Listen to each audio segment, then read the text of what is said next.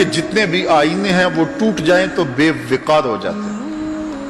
ان کی توقیر نہیں ہوتی۔ 1,00,000 روپے کا فانوس آپ نے لٹکا دیا یہاں اور وہ گر گیا، ٹوٹا تو قیمت نہیں بچی، لیکن دل ایسی کائنات ہے جتنا زیادہ ٹوٹے اتنی ہی قیمت بڑھتی ہے۔ تو بچا بچا کے نہ رکھ اسے، تیرا آئینہ ہے وہ آئینہ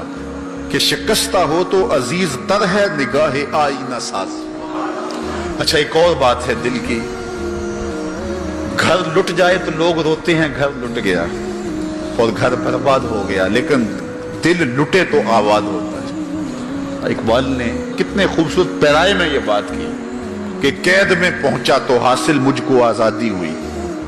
قید میں پہنچا تو حاصل مجھ کو،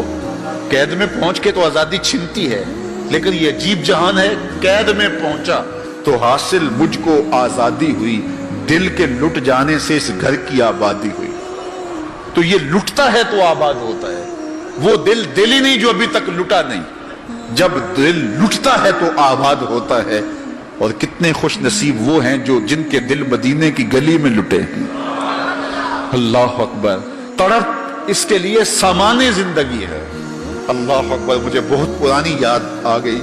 میں ایک بزرگوں کے پاس گیا اور ان سے میں نے عرض کی حضور سکون قلب کے لیے دعا کیجئے، تو وہ فرمانے لگے کہ یہ تو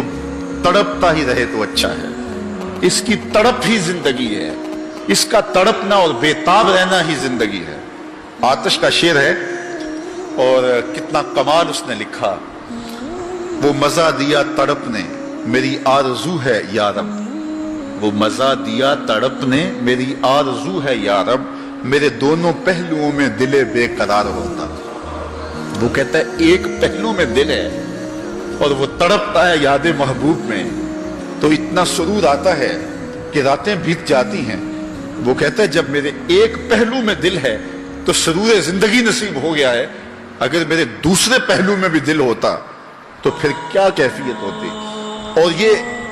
دل جو ہے پل پل بدلتا رہتا ہے، گاہے خنداں گاہے گریاں، کبھی اداس ہوتا ہے، کبھی سرشار ہو جاتا ہے،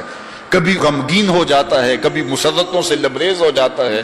کبھی یاس اور قنوط کی کیفیت میں چلا جاتا ہے، کبھی امید کی بہاریں آتی ہیں۔ تو یہ عجیب اس کی کیفیت، یہ بدلتا رہتا ہے، تغیر پذیر ہوتا رہتا ہے، اور قلب بھی اس کو اس لیے کہتے ہیں کہ اس میں تقلیب ہوتی ہے، یہ بار بار بدلتا ہے، لمحہ لمحہ اس کی حالت تبدیل ہوتی ہے۔ تو یہ رب نے ایک عجیب کائنات بنائی ہے، عجیب رنگ بنایا ہے، اور یہ دل حضرت انسان کو دے کر کے اس نے اپنی محبتوں کا مرکز بنایا ہے۔ رب نہیں چاہتا کہ اس میں کوئی اور بھی بسے،